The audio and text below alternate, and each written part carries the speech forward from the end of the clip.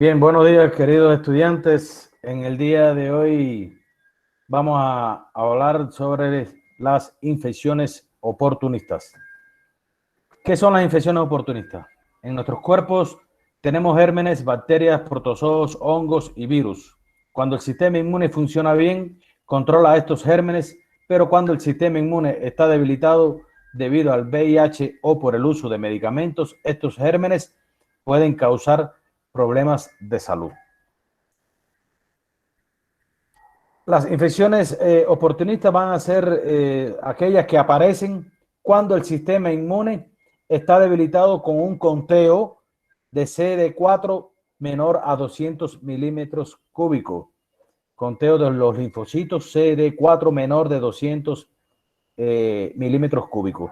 Ahí estas definiciones, ojo con estas definiciones, como siempre le he ido diciendo a ustedes, son consecuencia de la activación de infección latente adquirida anteriormente, de infección exógena y de sobrecrecimiento de microorganismos saprofitos de piel y mucosas. Usted puede estar infectado con una infección oportunista y obtener un resultado positivo en un análisis, aunque no esté enfermo. La mayoría de la gente VIH positiva, por ejemplo, obtiene un resultado positivo en el análisis para detectar el citomegalovirus. Pero es muy raro desarrollar enfermedad por citomegalovirus a no ser que el recuento de células CD4 disminuya a menos de 50, un signo de que el sistema inmune está seriamente dañado. Cuando los linfocitos CD4 disminuyen, están por debajo de 50, ahí el paciente va a estar desarrollando una enfermedad grave ya por citomegalovirus y va a estar seriamente dañado el paciente. Para determinar si usted está infectado con una infección oportunista, se puede hacer un análisis de antígenos, parte de los gérmenes que causan infecciones oportunistas, en la sangre o de anticuerpos que van a ser proteínas que hacen que el sistema inmune combata a los gérmenes. Si se encuentran antígenos, significa que usted está infectado. Si se encuentra anticuerpos, significa que usted estuvo expuesto a la infección. Quizás usted se haya vacunado contra la infección o su sistema inmunológico haya eliminado la infección o quizás esté infectado. Esto difieren para las distintas infecciones oportunistas como tal. Estaremos hablando aquí de las infecciones oportunistas y del SIDA también. Y vamos a dar, una vez que terminemos esta conferencia, vamos a estar hablando también del VIH-SIDA. Para las personas con VIH negativas pueden desarrollar infecciones oportunistas si su sistema inmunológico está dañado. Muchos de los medicamentos para tratar el cáncer, por ejemplo, pueden suprimir al sistema inmune. Algunas personas que reciben tratamiento para el cáncer pueden desarrollar infecciones oportunistas. El VIH siempre debilita el sistema inmune y pueden desarrollarse enfermedades oportunistas. Si usted es VIH positivo y desarrolla enfermedades oportunistas, es posible que tenga SIDA. En Estados Unidos, el Centro para el Control de Enfermedades, CDC, es el responsable de determinar quién tiene SIDA. El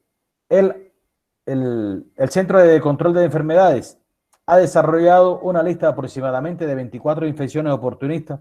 Si usted es VIH positivo y tiene una o más infecciones oportunistas de esta lista, se considera que tiene SIDA como tal. Ahora, existen varias infecciones del sistema nervioso y vamos a estar viendo algunos ejemplos. Y ojo con los ejemplos de estas infecciones oportunistas del sistema nervioso central. Yo le voy a poner algunos ejemplos. Existen mucho más infecciones oportunistas, pero las que nos van a estar interesando en el día de hoy son estas patologías. La encefalitis por el Toxoplasma gondii. Su etiología o causa va a estar dado por un protozoario intracelular obligado que permanece en forma latente dentro de las células. Su etiopatogenia, o sea, sus causas, su etiopatogenia, va a estar dado por la ingestión de oquistes infectantes. Va a existir una latencia como quistes tisulares en el cerebro como tal. La clínica va a estar dada por cefalea, fiebre, letargo, signos de focalización, convulsiones, hemiparesias, parálisis de los nervios craneales y ataxia. Y el recuento del CD4 o de los linfocitos CD4 va a estar por debajo de 200 milímetros. En la encefalitis por Toxoplasma gondii, el diagnóstico va a estar dado por serología, por imágenes radiográficas, por biopsia. Y aquí le traigo el tratamiento, pero el tratamiento no es lo objetivo de ustedes de examen como tal. La otra de las enfermedades va a estar dado por la criptococosis, que su distribución universal va a estar dada por las heces de paloma. Es una enfermedad provocada por las heces de paloma. Y va a ser una micosis sistémica aguda o subaguda o crónica causada por el hongo levaduriforme Cryptococcus neoformans de la variedad A y D. Y el CD4 va a estar menor de 100 con una incidencia de un 7%. La cápsula que impide fagocitosis va a estar dado por el factor de virulencia y, como bien dije anteriormente, va a tener una distribución universal por las heces de las palomas. Su clínica es evidente y va a presentar fiebre, cefalea, mareos, irritabilidad, somnolencia, náuseas, vómitos, confusión, convulsiones, hipertensión endocraniana, trastornos de conciencia y cambios de personalidad van a ser frecuentes y en un 30% de los casos van a aparecer, disculpen, la rigidez de nuca. El diagnóstico va a estar dado por un estudio del líquido cefalorraquídeo citoquímico. Se va a realizar una tinción de tinta china, cultivo también del líquido cefalorraquídeo, la detención del antígeno capsular por una técnica de la TET y la tomografía axial computarizada, y se le va a estar realizando resonancia magnética también. La meningitis tuberculosa es otra de las enfermedades como tal, y esta va a tener una diseminación hematógena o ruptura de un tuberculoma cerebral al espacio subaranoideo. La causa más frecuente de esta infección meningia oportunista en pacientes con VIH es la meningitis tuberculosa. Y va a tener un recuento de CD4 menor a 200. El 60% de todas las meningitis tuberculosas se producen en este grupo como tal. Y se presentan, o sea, su presentación puede ser subaguda o crónica con un cuadro casi siempre de fiebre, cefalea persistente con o sin afectación del estado mental y signos neurológicos focales.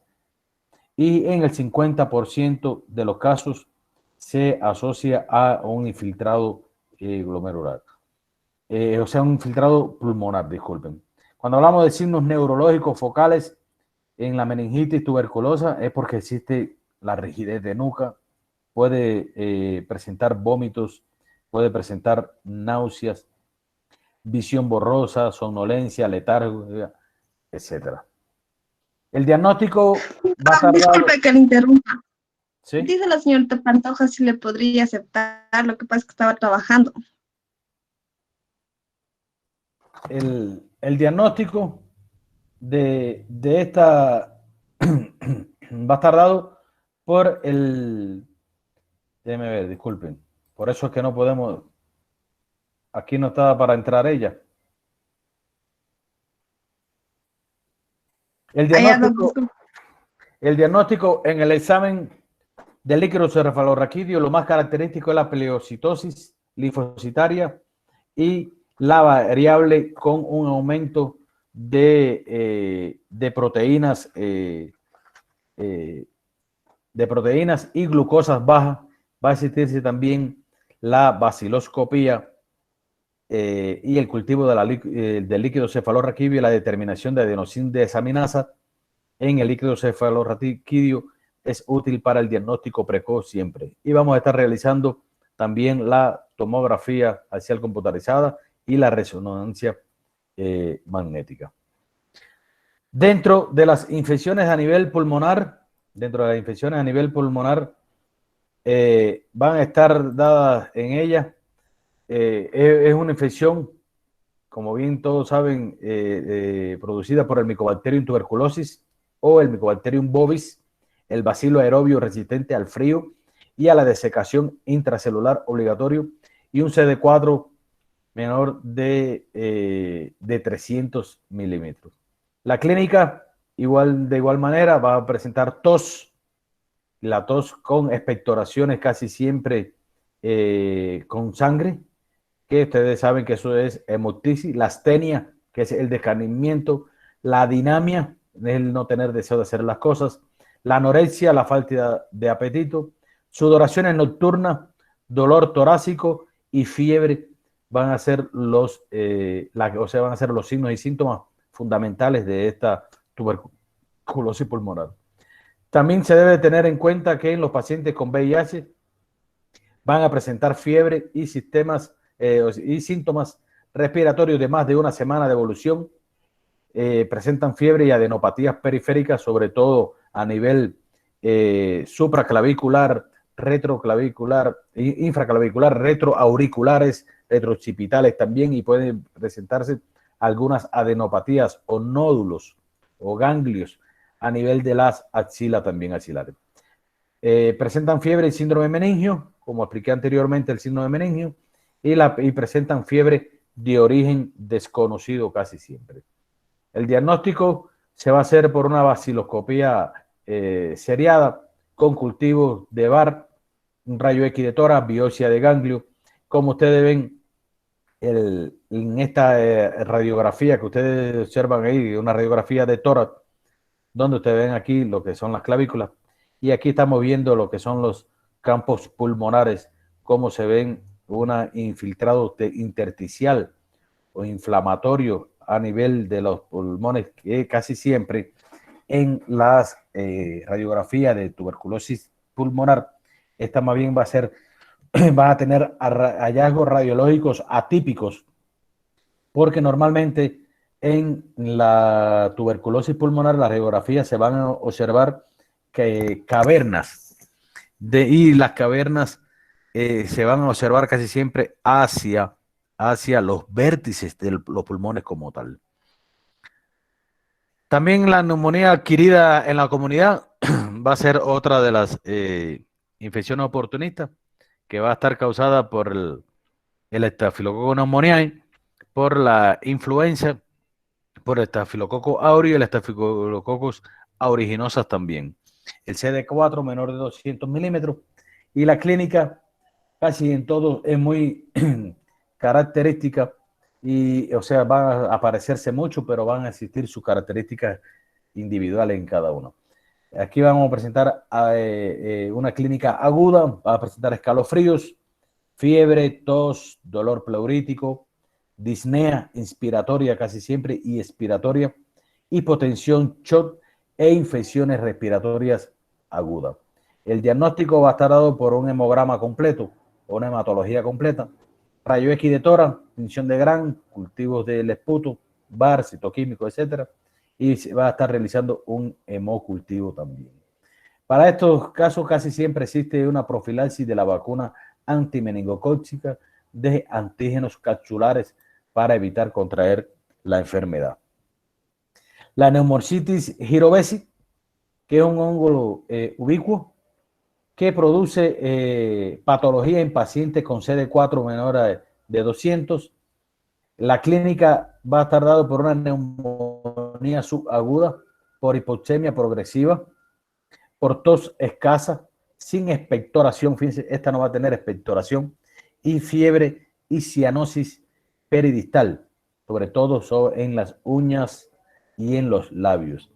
El diagnóstico va a estar dado por el rayo X de tórax con un infiltrado intersticial, con un aumento de la LDH, de las hormonas luteinizantes, una visualización en el lavado broncoalveolar o esputo inducido por tinción del azul de toluidina o plata metenamina. Ahora, a nivel de las infecciones, a nivel de gastrointestinal, vamos a estar viendo la isosporidiasis, que va a tener una etiología por un protozoario intestinal, una isospora belli, que causa diarrea prolongada e inespecífica. La clínica va a tener casi siempre de 6 a 10 deposiciones diarreicas acuosas diarias, dolor abdominal, pérdida de peso, esteatorrea y febrícula. El diagnóstico se va a hacer por una detención de los quistes infectantes en heces con tinción de Kiel-Nielsen modificado y se va a estar realizando un aspirado duodenal y biopsia de intestino. La criptosporidiasis es una infección entérica por Cryptosporidium parvum que causa diarrea prolongada e inespecífica en pacientes con CD4 menor a 50 milímetros. Y la clínica va a estar presentando una diarrea acuosa grave, deshidratación, pérdida de electrolitos, pérdida de peso, desnutrición, tenesmo, náuseas, vómitos, etc. El diagnóstico, de igual manera, se va a hacer por la detención de los quistes infectantes en heces con tinción de Kiel-Nielsen modificado con aspirado duodenal, biopsia de intestino. Y aquí casi siempre, como hay un aumento de las deposiciones diarreicas, el tratamiento, lo primero que debemos de estar haciendo es restablecer los líquidos y electrolitos para evitar la deshidratación en los pacientes. En la salmonelosis provoca una bacteriemia recurrente por salmonela, que es una enfermedad definitoria del SIDA. La especie de Notifi provocan cuadros septicémicos en pacientes inmunocomprometidos. La clínica va a estar dada por una fiebre prolongada, ocasionalmente puede presentar pielonefritis, abscesos, osteomielitis y meningitis también. Y también vamos a estar viendo la esofagitis por cándida, que esta va a ser una infección micótica por la cándida albicans en paciente con CD4 menor de 200.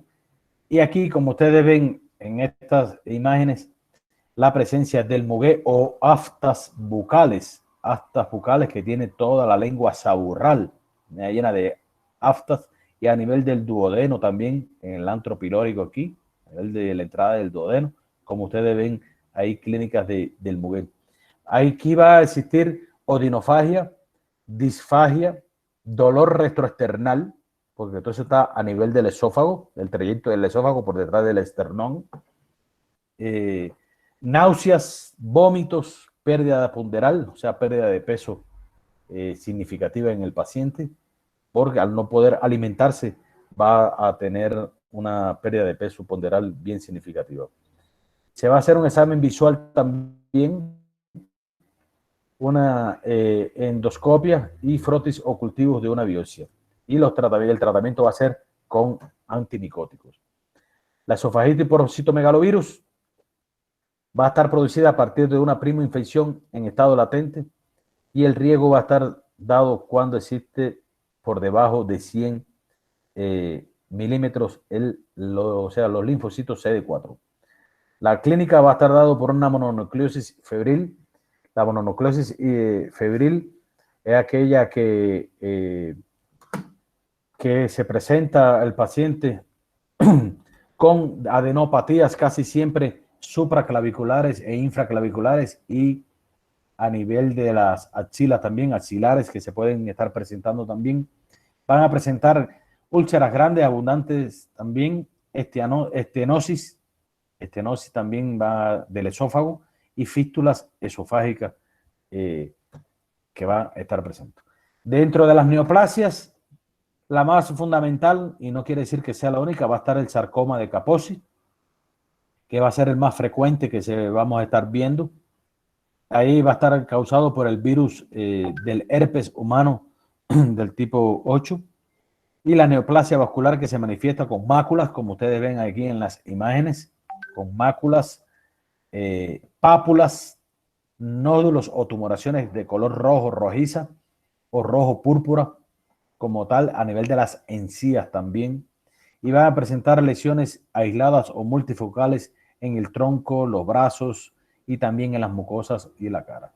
Además de este virus, puede afectar a los órganos internos y diseminarse a otra parte del cuerpo sin presentar signos externos como tal, sobre todo en los riñones.